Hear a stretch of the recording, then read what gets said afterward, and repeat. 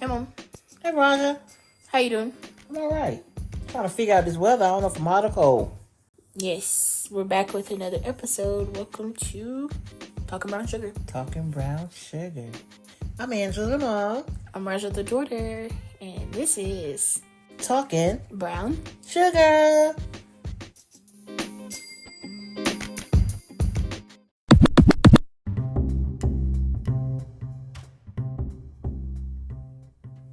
Thanks for tuning in to another episode. Remember to support the show and find us online Facebook and Instagram. at Talking Brown Sugar Email us. at talkingbrown.sugar@gmail.com. YouTube. Yes, subscribe, like, and share. Leave us 5-star reviews wherever you listen. You can enjoy Talking Brown Sugar on the go by finding us on your preferred podcast app.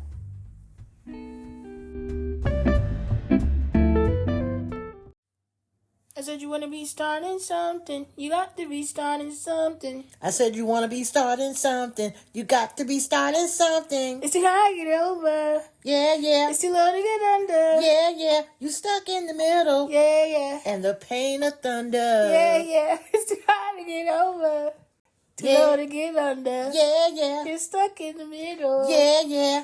And the pain is thunder. Yeah.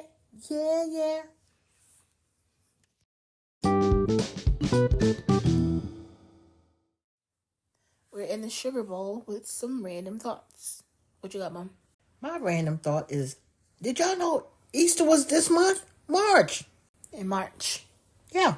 Oh, get your pastels ready. Because I thought it was in April. This leap year got me messed up. But we got to celebrate Easter for the real meaning. It's more than just hunting for them eggs and finding that golden one. I hope everyone has a safe Easter. We're going to always look cute, especially them little Easter bunnies and our kids. So find your hats, ladies.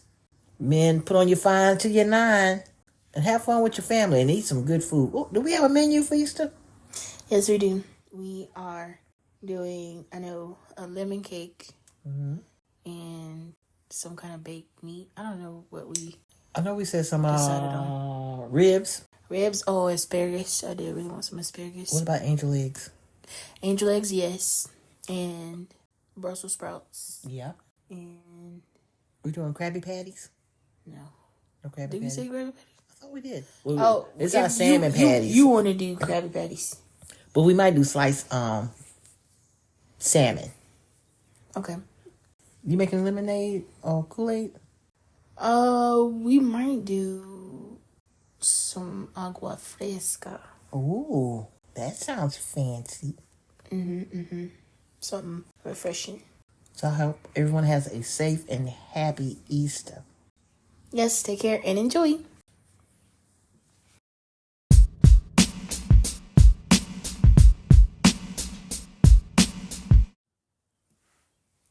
Sugar cubes, aka the news, where we put a little sugar in your cup. Yes, first story we have coming up about Stingray that is pregnant after sharing an aquarium tank with only other sharks. So a pregnant stingray at the North Carolina Aquarium has become an overnight celebrity, and many are wondering who the father is. Charlotte, around stingray at the aquarium and shark lab by team ECCO in Hendersonville, is pregnant with as many as 4 pups, but she hasn't shared her tank with any male stingrays in the last 8 years. She could deliver soon, but as of Saturday, she still hadn't had her pups, but she had a nice meal of shrimp, silver size, and scallops. Over the past week, she did get some much needed rest alongside a horseshoe crab in her tank after meeting her fans. So people are excited to see if we're going to get a shark ray, but experts are saying that might not be true. It might be impossible for a shark to impregnate a stingray due to their different sizes and DNA, said Katie Lyons, a research scientist at the Georgia Aquarium. But it is possible that she may have had a pregnancy as a result of parthenogenesis, a rare and asexual reproduction where a female can produce an embryo without fertilizing an egg with sperm. That can happen. Yep. So yeah. I thought it was funny. I was like, who's the daddy? What they say, who the pappy? They noticed she had a bunch of bites, a couple of bites on her, so maybe she shot a fair one and just got stressed out and had decided, you know what, before I leave, I'm going to make some more. This is going to be unique. Yep, but we'll see. Another North Carolina story. The Southern accent is fading from North Carolina, research finds. North Carolina is known for a lot of things. The food, people, the nature, and also its iconic Southern accent. But now research suggests that the Southern drawl may be fading away. As younger generations grow up, the state welcomes more transplants. North Carolina natives such as Miriam Morin, who grew up in New Bern, are becoming more of a rarity. I notice myself when I'm around people not from here that my accent is not as strong, but then when I'm around people who grew up here, I get right down into that accent with them. Linguists have found with each generation that iconic drawl is fading. Some of the younger kids I know definitely don't have as much of a Southern accent, but I think it comes more with what part of North Carolina you're from. Demographics show nearly half of North Carolinian adults, 49%, were born somewhere else. Non-natives are now majority in 18 counties, including all 3 counties that make up the triangle, Wake, Durham, and Orange. That has affected how people talk. Well, I definitely understand that because I'm not... You're not from here. I'm not from You don't North even Carolina. go here, girl. And I know from growing up, coming straight into high school or whatever, people notice... You're not from Durham. You're not from North Carolina. I was like, no. But, once you stay here for a long time, you lose some of your accent from where you're from. But it still pokes out sometimes that you're not a North Carolina native. But I like a little of the draw, but not too much. Mm-hmm.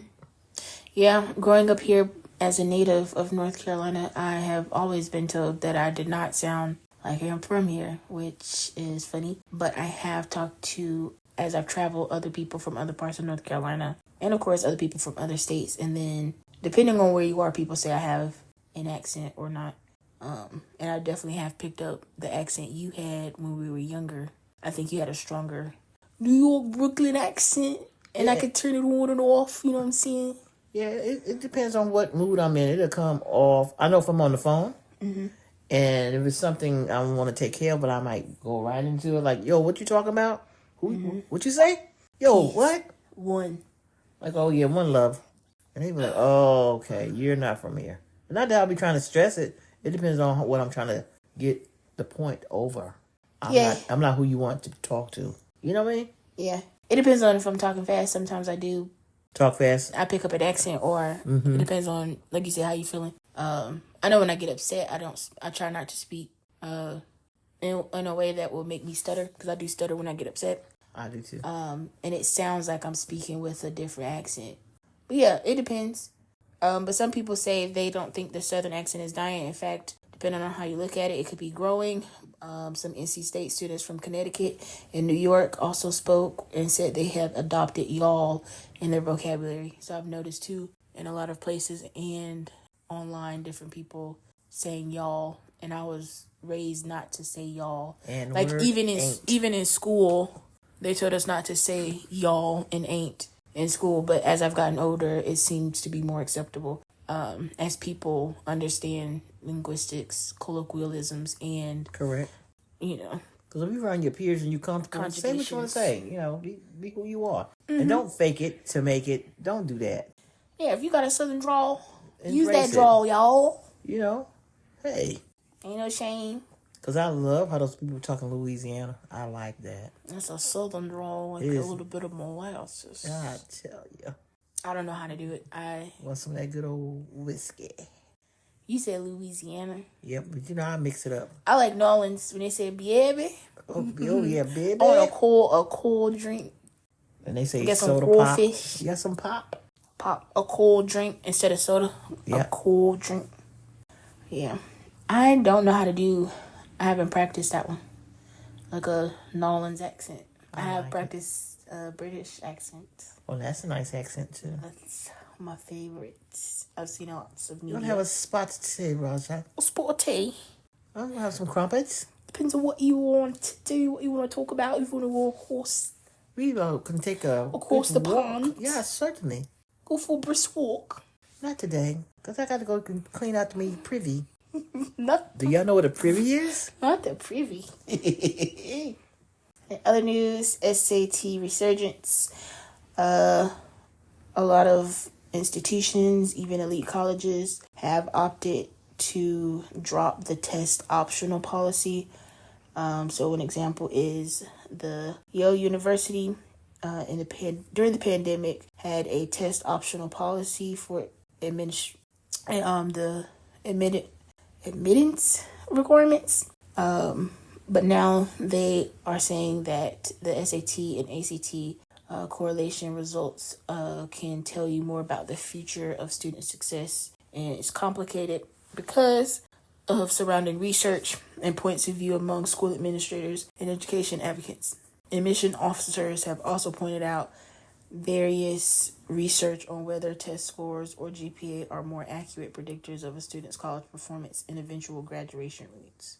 Because they want to get you in and they want to get you out.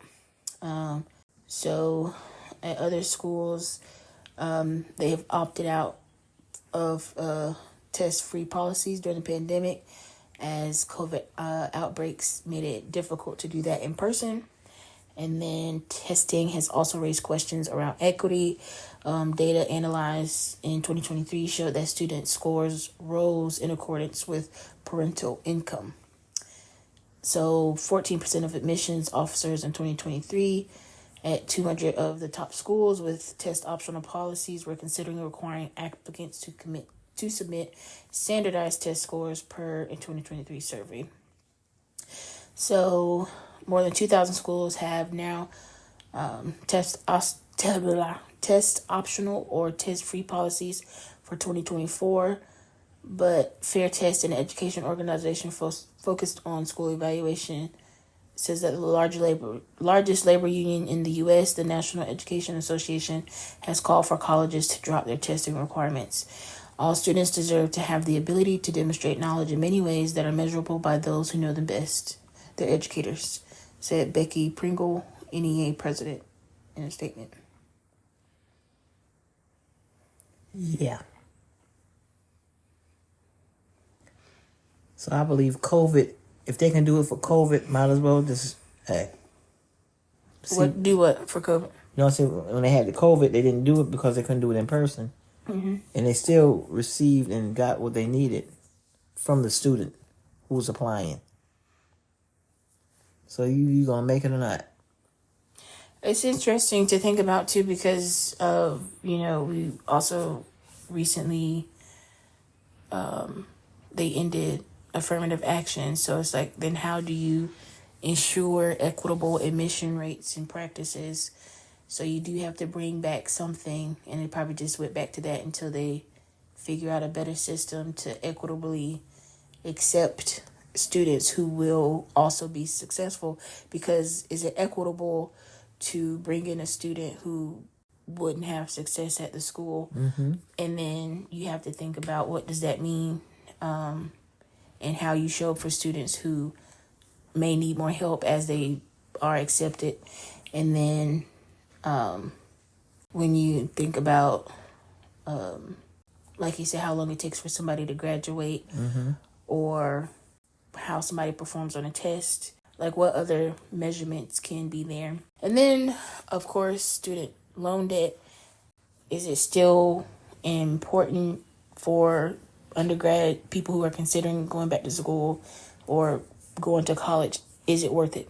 The amount of debt you go to some of these schools is more than a mortgage or to purchase a house for that price of going to school for 4 years. And it follows them for life. Are you able to get a job with that degree to be able to then pay it off? And then, of course, as an alumni, donate to the school when they turn around and ask you for money less than a year of graduating. You're like, what? I got student loans, baby. So it's an interesting conversation to think about education and its role in educating people who need it versus people who want it, if it's still encouraged, and then how accessible it is. And then some people probably say it's not fair for the ones who have mapped their way and have took these tests to get to these institutions of education. Then you got to pay these teachers. Mm-hmm. Like I say, Who came up with the 4-year plan to go to school 4 years? Then you have this accelerated schools now. You can do it like in 2 years or less. Fast track.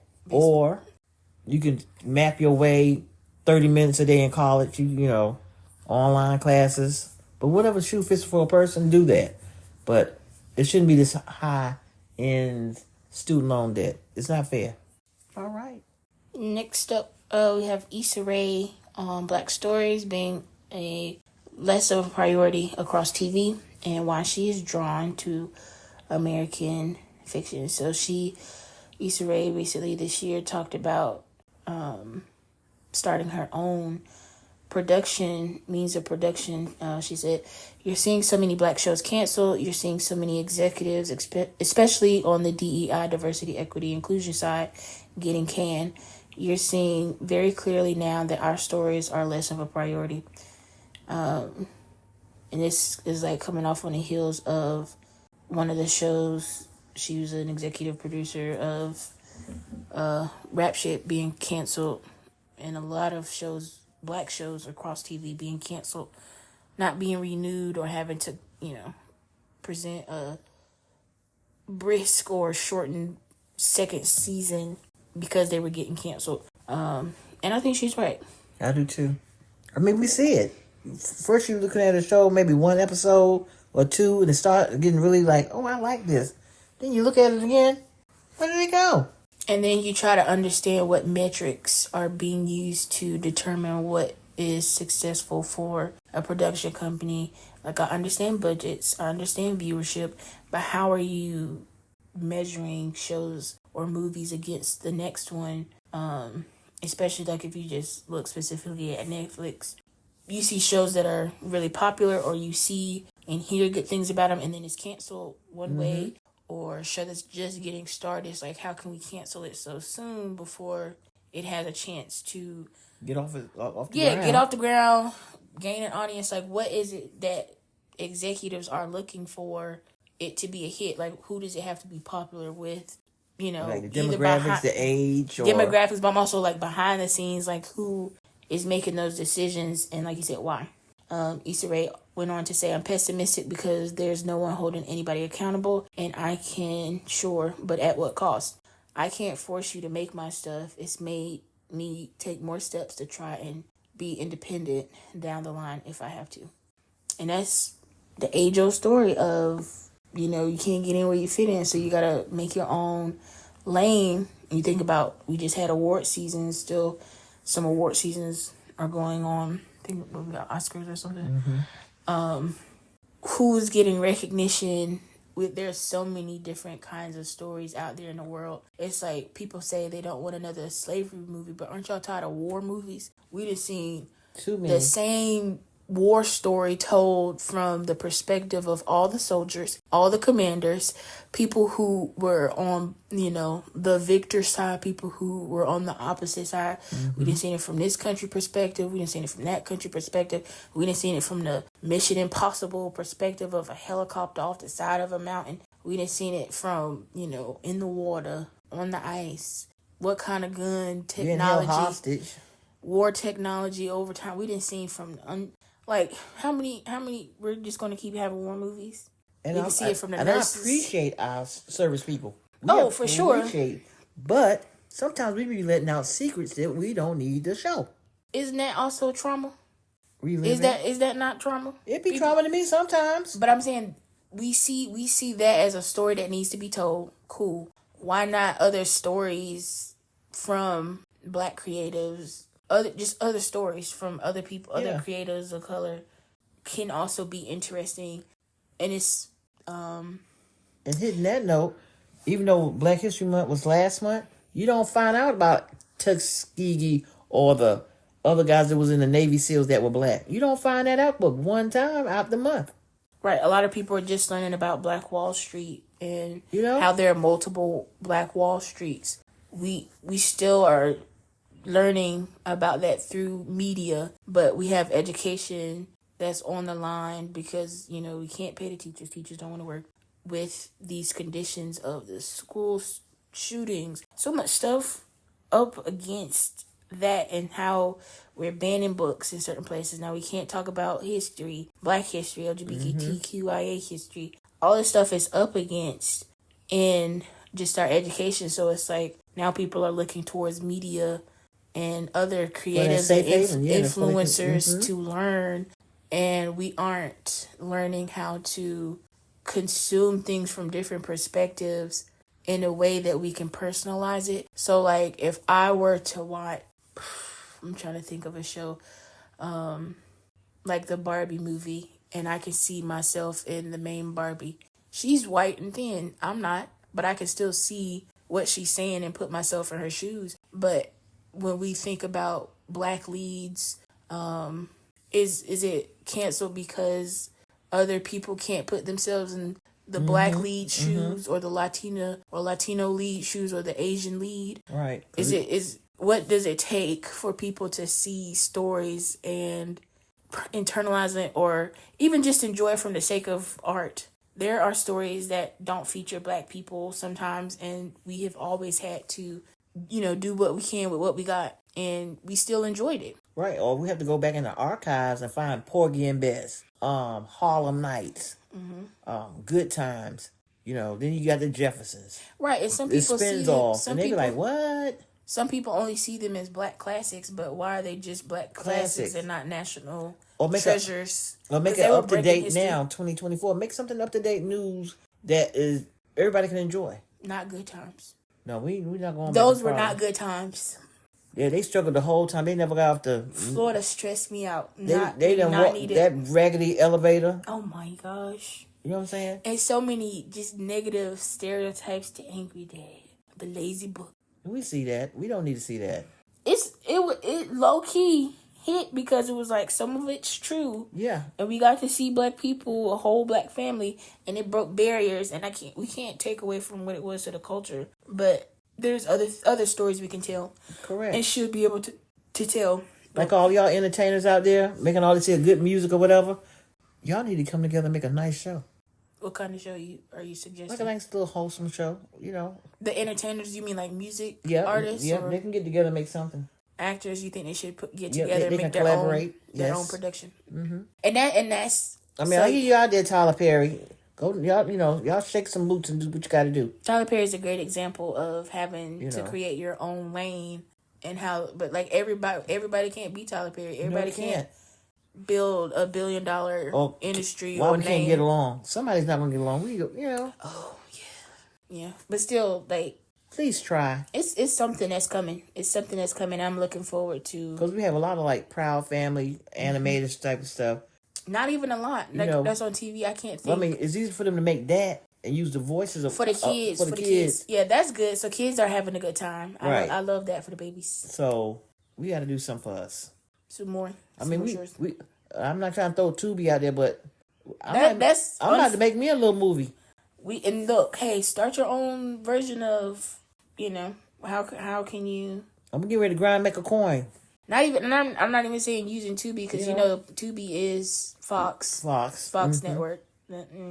But there are Black production companies. We gotta support them. Like Kev on Stage starting his own production company. That's all right. Like, who can we tap onto to work with? And like he's like even taking Issa Rae's advice of working across your network and not necessarily reaching up, but reaching across with other people who are trying to do what you do. So that's something to think about. And show some of our Black plays. There's so many brilliant people who are just now getting into playwrights. It's some good stories out here these people making it, but some people would never get a chance to go see a Broadway play. It'd be nice to see a good play that people can see on PBS, but we need to start our own little challenges. We have things. That's what I'm saying. Yeah, that's what I'm saying, to tap into what exists now as far as like Black teens, our own version of Hollywood that isn't talked about, is niche or just underused. So time to start seeing what's out there and getting connected and reaching within our networks and reaching across.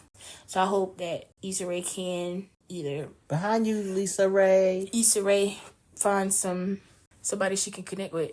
And good luck with that. I'll be looking to support. That's what we got to do too. Support people when they are trying something new, trying something different. Your friends support people before they become a hit.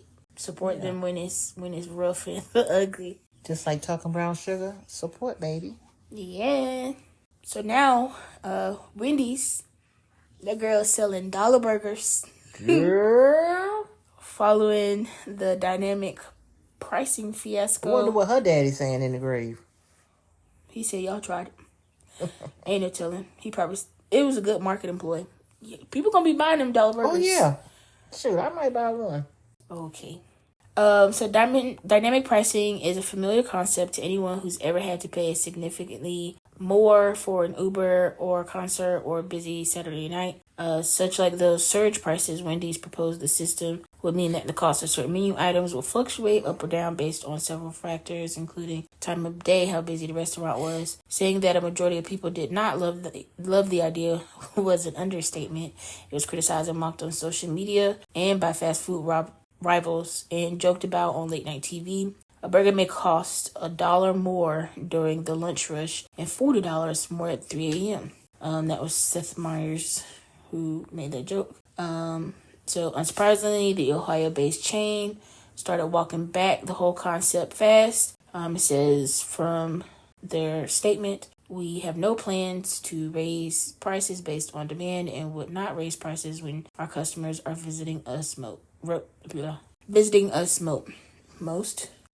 Digital menu boards could allow us to change the menu offerings at different times of day, offer discounts and value offers to customers more easily, particularly in slower times of day. So they announced earlier this week during March Madness themed burger promo that isn't explicitly an apology, but it could feel like one. So from now through Wednesday, April 10th, that's a long time. Wednesday, Wendy's guests can claim a Dave's single burger for $1 or Dave's double for $2 through the Wendy's app. So that's where I said, even where everybody said, Wendy's, you got us effed up, Wendy still said, hey, don't be mad. We got $2, $1 burgers if you come through the app. So all of this has been marketing. Y'all, it's still marketing. Yeah, this is not a conspiracy. I don't think it's a conspiracy. But we were talking about this earlier, how on social media, a lot of people have and get active when things make them angry. Wendy said, we're going to make them angry. We're going to make them get active. So people said, I ain't going to Wendy's. I'm going to boycott Wendy's. And now Wendy's is like, hey, we know you're mad, but be good, be nice, and give us $2 and we'll give you a burger. Through the app. So people are going to get, say, oh, okay, I'm not that mad. I'll take $1 burger. I'll take a $2 burger. I'll download the app to get that discount. Now they can track your data, unless I don't even know if the option on iPhones. I don't know about Android, but when you download a new app, it'll ask you if you want the app to track your data across apps. Certain ones. Okay. Certain ones. Every app asks me that permission through Apple. That's one of the updated policies, is that you have to be notified if an app is tracking your data across other apps and on your phone. So if Wendy's is downloading your data across apps, what can they do? Promote to you better, market to you better, and talk to you better. So screw an app. Even though they're walking back the dynamic pricing. It's like a coupon you giving me without me asking for it, but I got to go through this just to get that. Mm-hmm. Yeah. I think it was smart. I think it's smart because they're gonna get a lot of people. Yeah. For that dollar burger. Because now even like they $5 bag, it's not $5 anymore. Mm-hmm. They didn't tell nobody about that. Well, I mean, people know, but you might overlook that for that $2 burger. Once you go to that drive-thru, sometimes they don't tell you a lot of the prices have changed. But that's what they're saying too now in that clear up statement. We're going to use digital boards to promote sales and discounts and new menu items or whatever we got going on. And it's like, okay. Then you might get one of those private Wendy's say, oh, we don't participate in that. So what do you do about my $2 burger I want to get? Oh, you got to go down the street, babe. I don't want them burgers. This is Wendy's. You got to go to Wendy's. Man.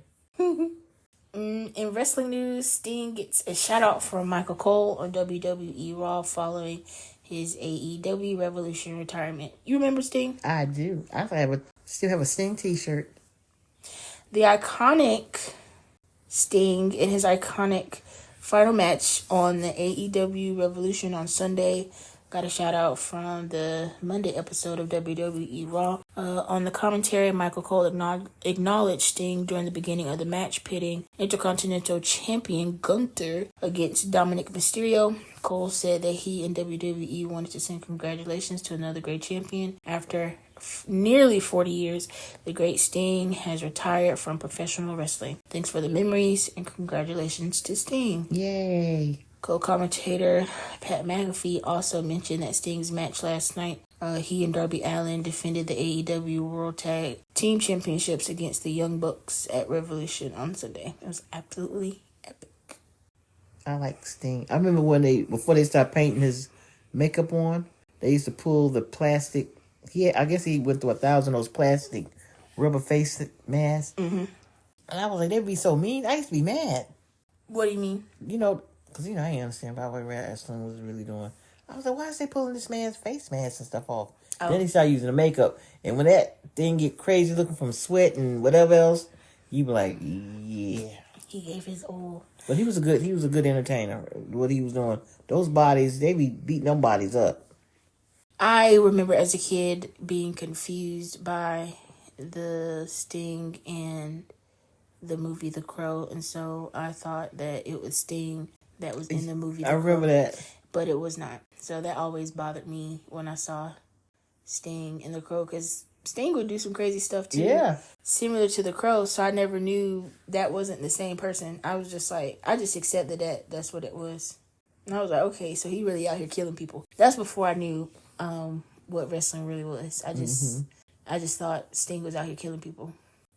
Not that dumb. It was like spiritual, supernatural, all that stuff going on. I just accepted it. I was like, this okay. If this your man and you just letting him wrestle, killing people, okay. And our last story of today, Simone Biles hypes up girl who made history as the first black cowgirl to compete on TV. Calling it Black Girl Magic, Simone Biles shared a surprising fact about herself while hyping up Courtney Solomon, a young girl who made history as the first black cowgirl to compete on TV in 2021. The 7-time Olympic gold medalist, 26, reposted a graphic of Solomon, now 14, competing in the Bill Pickett Invitational Rodeo, the longest-running black rodeo circuit in America. The image read, for Simone Biles, meet the 11-year-old girl who made history as the first black cowgirl to compete at a nationally televised rodeo. Although the graphic was a little bit outdated, Biles was thrilled to celebrate Solomon's accolade during Women's History Month and told fans she wanted to be a cowgirl when she was younger. Yes, ma'am, Biles wrote in her post on X, "Go girl, go." I thought that was I was delighted. Because when I read it, I was like, what? And you could tell she was about her business. Mm-hmm. Y'all need to check it out. That's hard work. Hard work and dedication. 11-year-olds just handling the horse, roping in the cows. That's in their DNA. That girl got that. Oh, yeah. I think she has 5 generations of cowboys, professional rodeo cowboys in her family. So she's been ready. That's she looks strong. Yeah, she looks strong and good about it.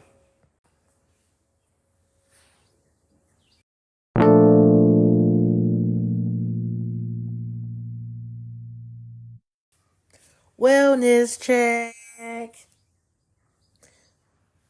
When you look in the mirror, you might not like what you see. But after you wash your face, brush your teeth, you can see what you're working with. Sometimes you gotta almost pat yourself on the back and you say, what? I look good. God ain't make no mess. Throw you some nice comfy clothes on and work your best. Yes, talk to yourself nice. Do that whenever you can. And get in the practice of just speaking positive about yourself, your position, your situation. We got enough going on in the world. You got enough dealing with in the day. Just, at the least talk to yourself nice. I do. sometimes I look in the mirror and I say, you know what, girl? We got this. Work it. Bet your eyes, even if you don't have your lashes on. And when y'all take y'all do-rags off or whatever, and women, y'all take y'all bonnets off and shake your what, money maker? I know when I said work it made me think of Miss Healy. Is that what Miss Healy? Yeah. Work it. I need that glass of water. Work it. Yeah, I don't know the rest of that song. Me either. But I want y'all to work it and be happy. Work it, be happy, take care of yourself.